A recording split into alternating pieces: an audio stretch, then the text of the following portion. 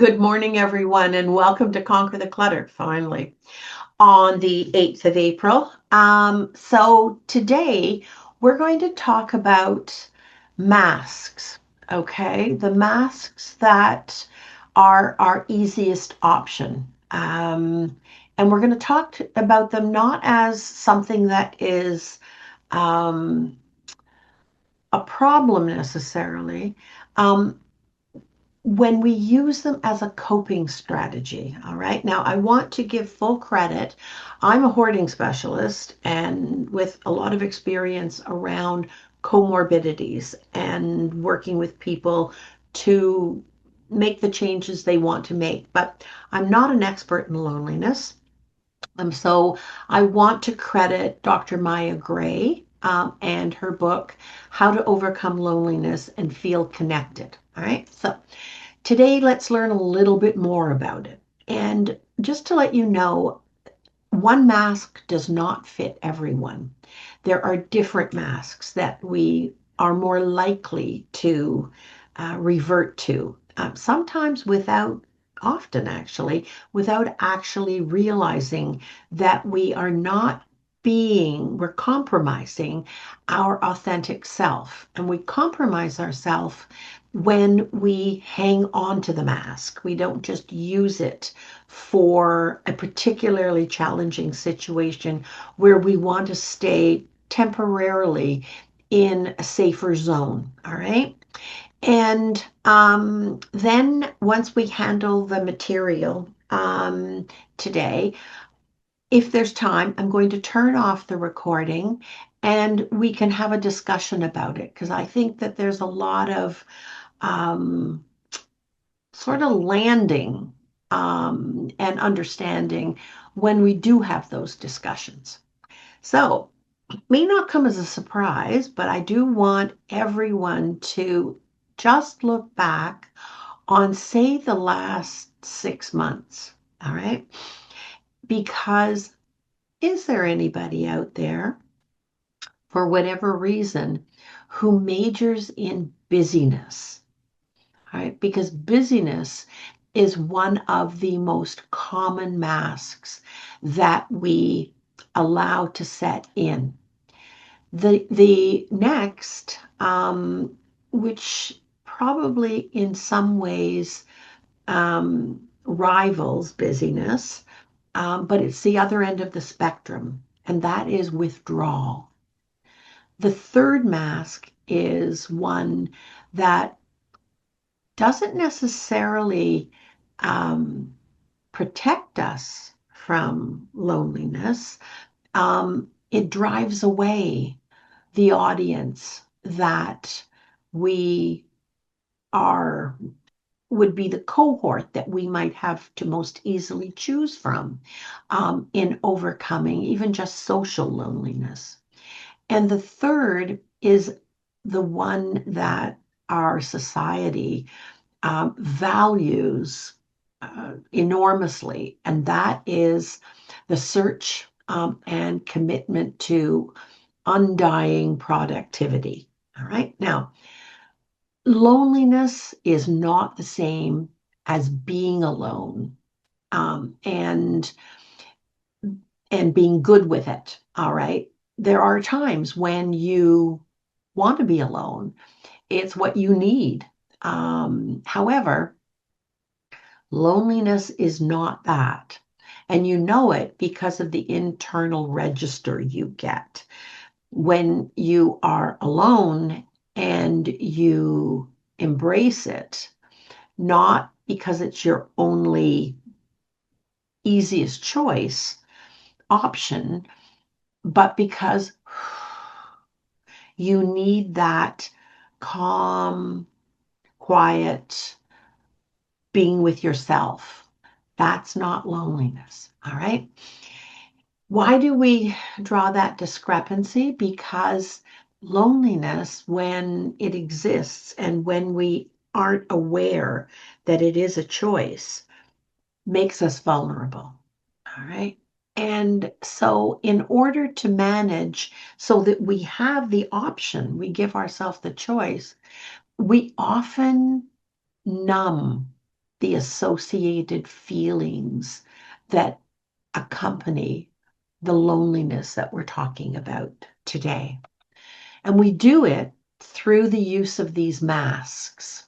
Um, and I know as I was going through the book, I don't think it's for loneliness sake, but I major in busyness. All right.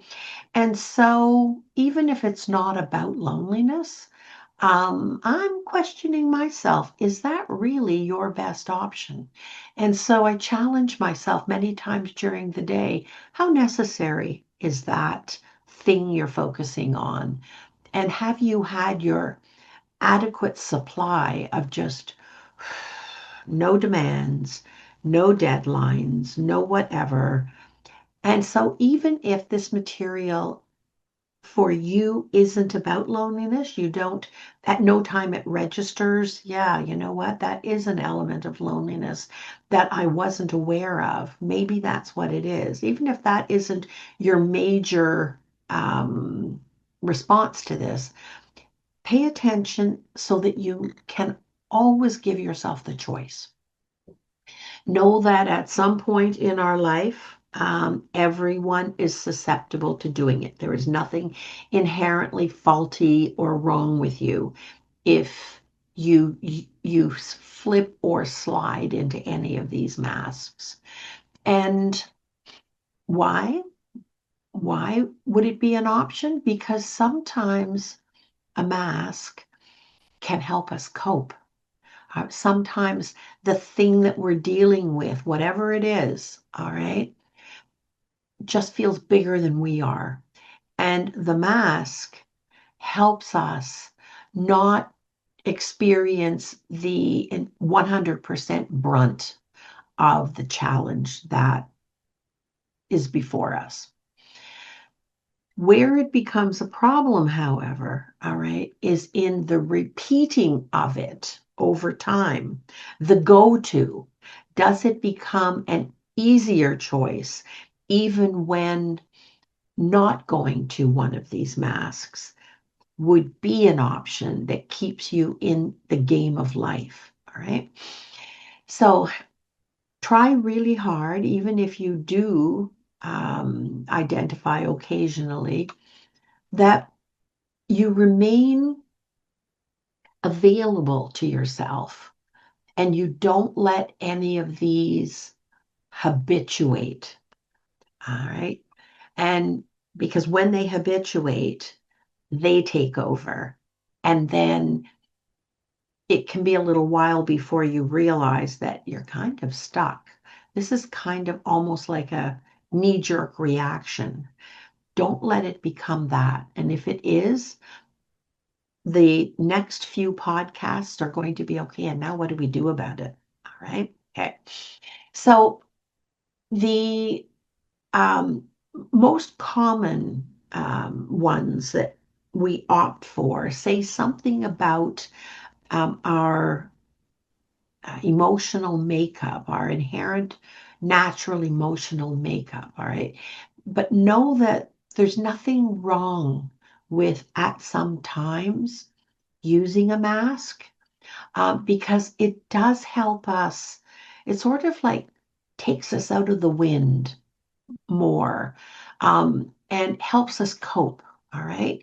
And that is not a bad thing. It's not a destructive thing or an unhealthy thing, particularly if you find yourself facing a situation or having to live in a situation where you feel under-resourced to handle whatever that situation is. In the meantime, until you learn the strategies, or you identify what the issue is, you see how severely you are incorporating that situation into, and it's detracting from a good life, it's not a bad thing to use this in the meantime, one of these masks. All right, just to help you cope, but also to help you buy time to learn the strategies that you uniquely need. Because sometimes, you know what? It's true. Life just feels bigger than we're ready and willing and able to to deal with. Sometimes that's just the truth for all of us.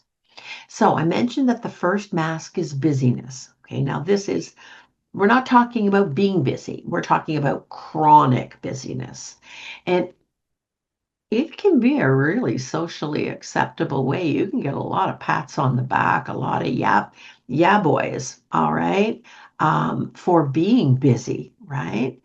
But it's the chronicness of it that should ring an alarm bell because when you stop and reflect, when you really go into who you are as a person, not necessarily with the challenges, but what is it you're looking for? What is it you're in search of? What is it you're longing for? Don't take the pats on the back as a positive thing. It's nice in the meantime, but don't let that distract you and influence you to stay that way for approval. All right? Because what you're doing when you do that is you're trading off what you need, sometimes physically, but emotionally. All right. You're trading off what your authentic need is when you recognize you're using a mask and it's voluntarily removable. All right. So there are times in your day when you go to who you are and authentically feel what you feel. All right, and ask yourself the right questions. Don't take a pat on the back, an atta girl or an atta guy or thing because somebody else approves of your busyness. All right, you're putting your emotional health and ultimately your physical health at risk. So it's not true that if you go fast enough, maybe you can stay ahead of whatever that echoing thing is. And is it how many people here today, and to what degree? Life's not perfect, all right? It's never going to be perfect.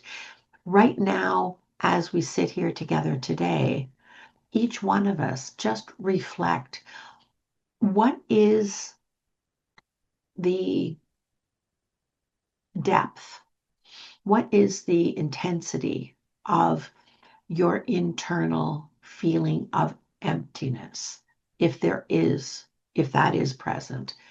And it can be a minor degree, or it can be something that you stumble over and confront many, many times a day, especially when we don't yet have the skills or resources to identify that that's what it is. And now that we've given it a name, what are using our unique strengths based on our unique needs? What are the skills and resources that you need to pull yourself out of it and head it off at the pass um, in future? All right. We can always find ways to keep ourselves busy. So ask yourself, as I'm starting to do, because I major in busyness. Um, is this a legitimate need with the deadline that you are applying to it? Or is this an opportunity for me time? Or me time and reflection, growth, moving forward? Because tomorrow is a new day with new opportunities. I don't want to miss them. Um, so you can stay busy for all hours the universe provides.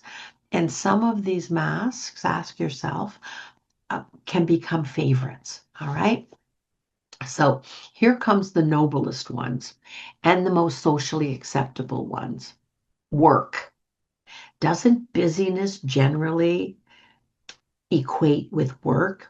Who is going to criticize you or find fault with anybody who is constantly, repeatedly staying in a work mode? If you were to stand back and watch that play out, all right, How many times do you think somebody would say, hey, you got to stop? Oh, no, I know you're accomplishing things, but really and truly, what about you? Highly unlikely. There'd be probably a lot of approval and a lot of applause. Are you being energized? Are you being influenced by that? And if you are, ask yourself right now, is that your choice or is that your habit? All right.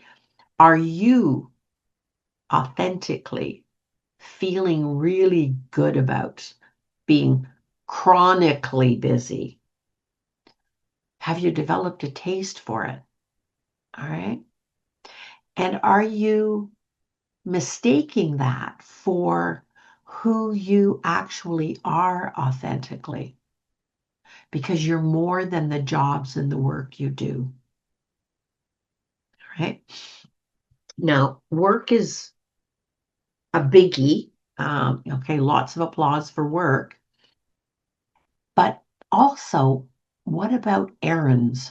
All right, how many people here in a day have a non-stop list of errands that they do, like a list? All right, you're going to get a lot of applause for that too because it mimics work. And all of that is highly valued. It's socially acceptable. It is relationship acceptable. Why? Because you're getting things done. Because here's the big word. You're actually probably working toward or completing things getting finished. There's nothing wrong with things being done. There's nothing wrong with things getting finished. But when that's your driving need and you are not factoring your personal needs, your social needs, your emotional needs, your physical needs into that. All right. Just make sure that it's not a chronic habit. Now, the modern variation of that errands and doing things and go, go, go, go, go is, and I think COVID probably taught us this, well, it reinforced it at least, is staying occupied. Maybe you're not on errands. Maybe you're not doing jobs. Maybe you're not finishing things, but staying occupied. Has that become, is compulsion too strong a word? Because how many people here spend a lot of time and energy streaming online? That is, that is the search for information or curiosity. How much of your life is spent following the path and patterns of other people's lives, or what some Yahoo in Whoville is doing? All right. How much of your time and energy goes toward streaming online? Now, a little of that isn't a problem. It's a good outlet. It's a good, I don't know, recreation, all right, for curious minds. Podcasts are another. All right. Now, there's nothing wrong with podcasts. Just I don't know what she was thinking when she said podcast. But the truth is, are you looking to search for information? Is it a growth process for you? Or is it just noise in the background that keeps you busy while you're alone, while you're feeling separated from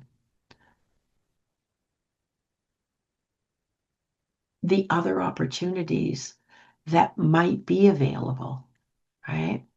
So, why are these choices a common go to? And why does it happen? Like, almost feel like it's happening to, not a choice to so many people. Do you, and when you're sitting alone, this is an interesting question that when I was developing this material, I thought, that's something we don't often ask ourselves. And that is, When you're engaging in something, are you doing it under a pressure to avoid having nothing to do, nothing better to do, nothing better to look forward to? Is that the pressure? If you just involve yourself in whatever it is that's online, um, is it subtracting from your authentic experience of the gift of today? Or is it just a habitual habit that you keep yourself busy doing? Hmm. So, why would a person do that? All right. For a very good reason. Feeling busy and busy slash occupied, even if it is just streaming, right, gives us a sense of control. In some small way, it feeds that part of ourself that is curious. Although, really, truly, if it was curiosity and it was a growth thing or an interest thing, we'd be learning and growing from it. Are you learning and growing from it? That I think is the cutoff point for a good way to spend our time. And we got to watch how much of this we do spend our time. All right. Because it does give us a feeling of being occupied, which equates in some way to being busy. All right. So if that's the way you're investing your time and your curiosity and today, or the better part of it, is there any chance that by streaming a lot, it's helping you also distract away from issues that life would be better if you faced, at least encountered, at least remained aware of? All right. And then whatever you're learning and devoting your time to, you're developing skills and strategies or information and awareness to face the issues. Right now, everybody take your pens and paper, if you would please, and write down 2 issues that you need to spend more time on in order to better your standard of living and your mental and physical health. Okay. And when we stay in that busy state, one of the payoffs for that, frankly, is we don't experience the vulnerability of being lonely. We also are not experiencing the uncomfortable feeling that if we tried not to be lonely, if we tried to engage, if we extended ourselves emotionally and socially, and I when I was doing this, I thought this is a little bit sexist to say. I'll just admit it right off the bat.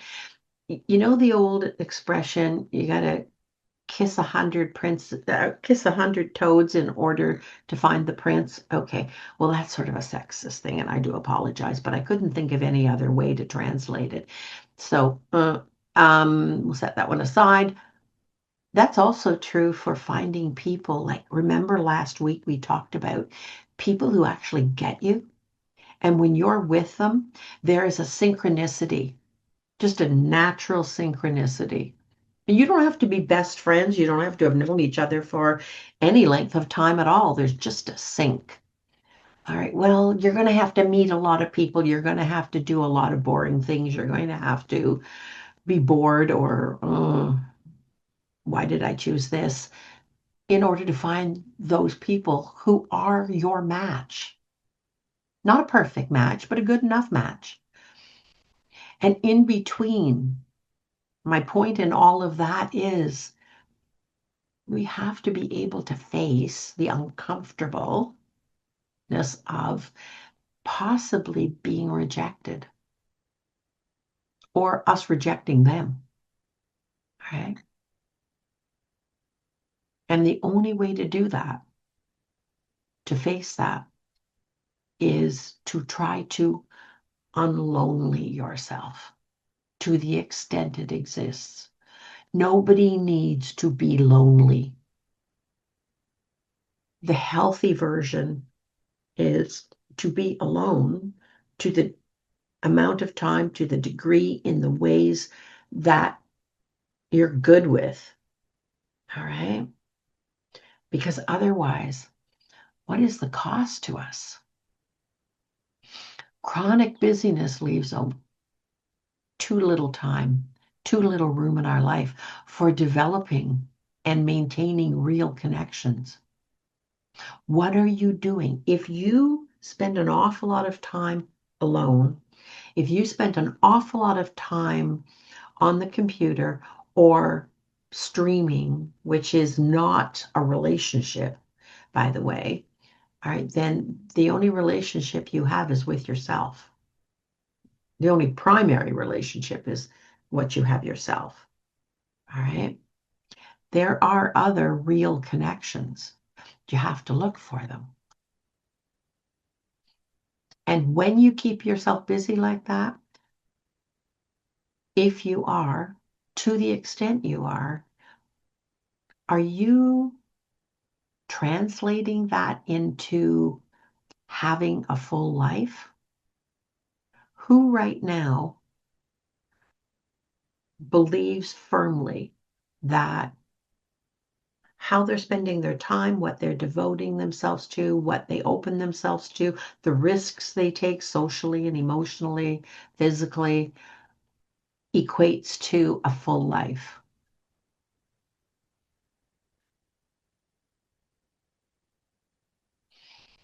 You can't be busy, habitually busy, all right, and still be maintaining your emotional needs. Sometimes even your physical needs. When was the last time you really devoted here to what do I need? I'm not feeling good. I'm not feeling at ease. I'm feeling diseased. All right. What do I need? Where is it? And how do I get enough of it to make enough of a difference? Because if we don't have the time and the mental space, and we don't give it ourselves that many times a day, our emotional needs for sure, and probably some of our physical needs are going unmet. And you can only do that for so long before you're going to pay a price. Don't pay the price. Ask yourself the questions and face the truth. And then you know what? Let's go in search of what good options there are to whatever that truth is. And I want to hear what that truth is. I want you to email what that truth is, because that will be the topic for a future podcast. I will get expert information if it's got nothing to do with what I know best, and I'll try my best to bring it to you, to give you a hint of where to start. All right? Because remember last week I said, and maybe it sounds a little hokey, but I really believe it. Everybody who woke up today got a gift. Because lots of people today didn't wake up. And I don't mean to be morbid, it's just the truth. It's a gift. Don't waste it. All right? Don't waste it. So the second mask is called the mask of withdrawal. Some people cope by retreating, okay? They stop reaching out. You can see how this is sort of a step down from busy, right? we're headed down now. They stop reaching out. They either don't make or they habitually cancel plans they do make. Something came up, oh, I can't. But it habitually comes up, even though they accept an invitation. Generally, you're accepting an invitation when that happens. Generally, you're not setting the invitation. Okay. What does that do? As people, we become isolated more and more. All subliminally in the hope of avoiding the chance of what? Discomfort, pain. What's the pain? Pain may feel like too big a word. What is the irritation? What is the thing? Disappointment? Or how many people here today, and probably this might involve like social isolation, the not necessarily the fear of, but the possibility of rejection. And sometimes that rejection can be just minor, like not a good fit. It's not going to be a great time. I just don't really want to go. There's nobody there I really want to spend time with. There's nobody there I really want to get to know better. Oh, gosh, how many things have I gone to? And I'm standing there thinking, who are these people? I mean, I know them. I was invited, but is there an element of depression in that where you've habituated something that, and just even emotionally or physically, it doesn't have to be a comorbidity. It can just be, it takes the steam out of you. Hard to get excited about anything. All right. And when that happens often enough, it's hard to get excited about anything. And it's hard too, if that's the interpretation that we apply to it, it's hard to believe that that thing is worth the effort, that thing outside of us being and remaining alone. So why does withdrawal happen? Okay. If you've been hurt in the past, and who hasn't, all right, or you've been ghosted, abandoned, misinterpreted, like someone or people continually get the wrong end of the stick. That is not what you meant to say. That is not the intent. Or they got it. They just choose not to understand. It's not that they misinterpret it. They got it. All right. But they misunderstand your motivation in saying it. So you continually with people who don't listen and aren't curious about finding out what the point was. They misunderstand. Your nervous system, our nervous system, learns to protect us. All right. That is not a good feeling to constantly be. It's almost like somebody, there's a fence and that fence is understanding and you make the effort and for whatever misguided reason, you continually feel like you're being put on the other side of the fence. You don't belong. This is not comfortable. This is not rewarding. When we withdraw, it protects us from keeping us seeking to stay in the game. Why would we want to stay in the game? Change the audience. Keep looking. Don't expect depth from new friendships or new acquaintances. Be curious.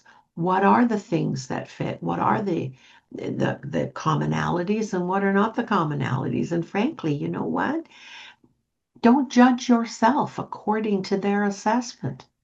There are many people in this world who, frankly, it says really good things about you that they don't like you or approve of you. All right? It's not always you. The feeling is you when you don't feel accepted. But if you really stop and think about it, the problem is not necessarily you, it's the fit.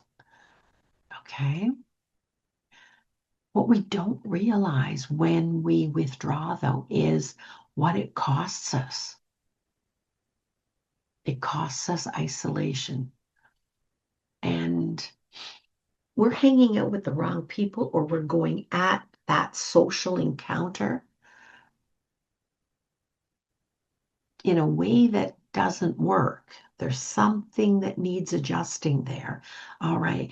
If isolation, having no social contact or very, very, very little, feels safer, because very, very little becomes a habit, people. All right.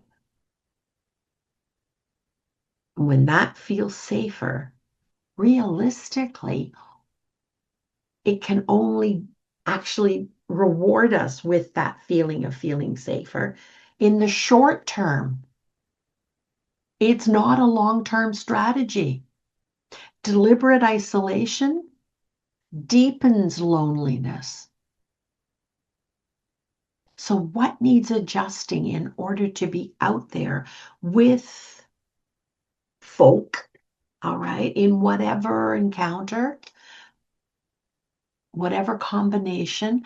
What needs adjusting so that your expectations are realistic? And the fact that it didn't work or didn't work well enough isn't about you. You don't bring it home as in, once again, I didn't. All right. No, sometimes there just isn't a fit. Keep looking. What is it you're looking for? Be clear in your mind. What am I looking for? What is this encounter supposed to be? Isolation is only meant to avoid something temporarily. Isolation, because it creates a loop. And the loop is, I'm bored. I feel lonely, or right to the extent of I feel lonely, anywhere in between there. I withdraw. I'm just going to kind of be my own company, take a break from, all they're like shoes. Friendships and social encounters are like shoes. If they don't fit, don't buy them. Take them off and keep looking for the pair that do fit. Because if you don't do that, all you do is habituate the pattern of loneliness. And then at a certain point, it becomes very, very difficult to willingly pull away. Mhm. You know what you do instead? When you withdraw and that's not enough, because sometimes we do have to interact, all right? You actively drive them away. And that is the third mask, the mask of irritability. Why does loneliness create irritability? Well, that should not be a surprise. Loneliness can make us short-tempered. When we are alone with ourselves, we can get really grouchy. We can get really critical. We can get really opinionated because all we've got are our own opinions. We're not growing as human beings. We are social beings. And when we don't have enough social in our being, we can get cranky. We can get very rigid. We can get very impatient with other people. Maybe when you're out and it's not a good fit, maybe just ask yourself, is it possible that that's because of our impatience? If we're going to put this effort into this social engagement thing, it better work, all right? Because we have a deep need for it. And we are very impatient about wasting time.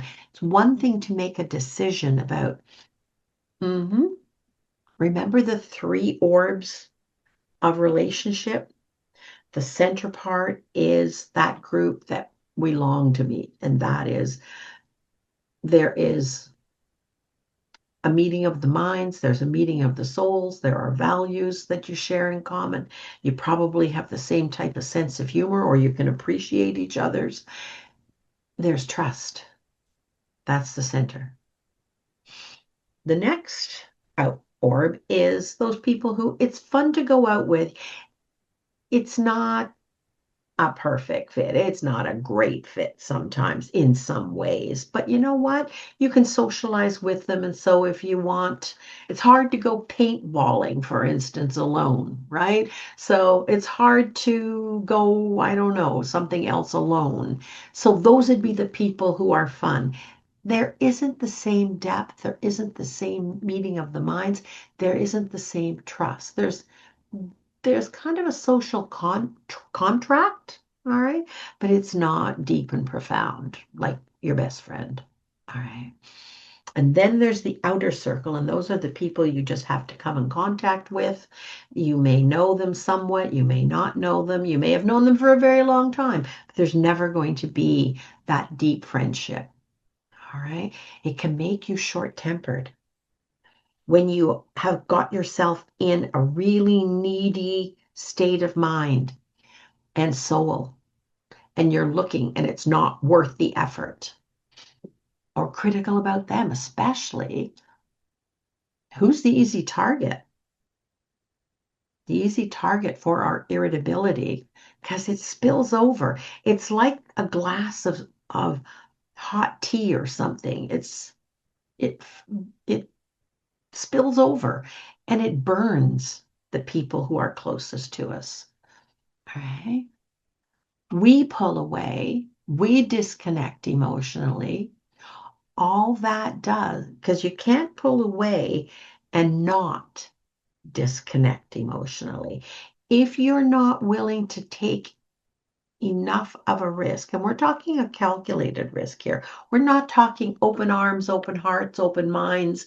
I'll tell you everything about me in the first 20 minutes, and then I want to know you at that level. No, that's an investment of time, trust, energy, sharing, proof, trust. Did I mention trust?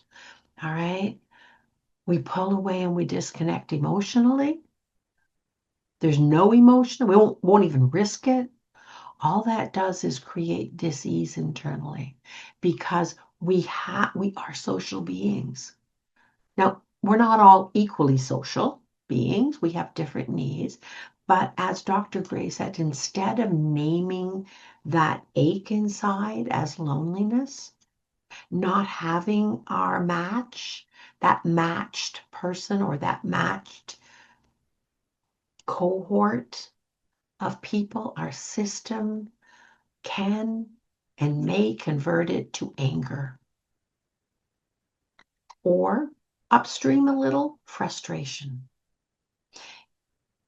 Has anybody ever found, I know I have, that it's always easier to blame others for shortcomings, initially anyway, until I bump my head on the truth, especially for what feels like a long list of mistakes every day. Just because they can be everyday things, but they come across, they feel like mistakes, they feel like negatives.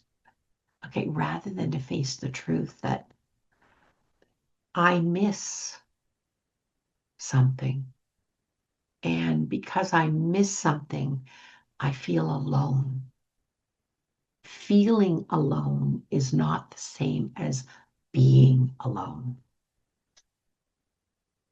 The thing is, all of these masks, if we keep them in place long enough, if we go to them, just don't stay in them, don't make them your go-to. They are a device, they are a strategy temporarily. But if we go there too often and we stay there too long, it's only going to cost us. And one of the most common things that can start to happen is frustration. right? Irritability. And if we major in irritability, nobody's going to put up with that for very long, no matter how close they want to be to us. It damages relationships. It damages the opportunity for relationships, especially the ones that might be if you got to know those people under different circumstances or you got to know them better. They may be the relationships that you long for the most, that I long for the most, we long for the most. Withdrawing and irritability also creates the energy that supports altogether. Now, distancing. Right now, stop and ask yourself, are there ways in which you accidentally or full-wittingly know that you are distancing yourself from others? Some of those others could be the very thing you seek. It's not going to show up as compatible right away. It's not going to be instant closeness. Okay. Those you want to keep an eye on. Might turn out that way. You got to, for there to be trust, you don't give it away, it's earned. It's earned by consistent behavior that is respectful and compassionate mutually. Now, Dr. Gray reminds us that these masks don't mean that you're necessarily doing anything wrong. They're adaptive methods. There are many, many adaptive methods, and they make sense in some context. However, once you recognize them in yourself, or you recognize you're going to choose one of them, take that opportunity really gently when that situation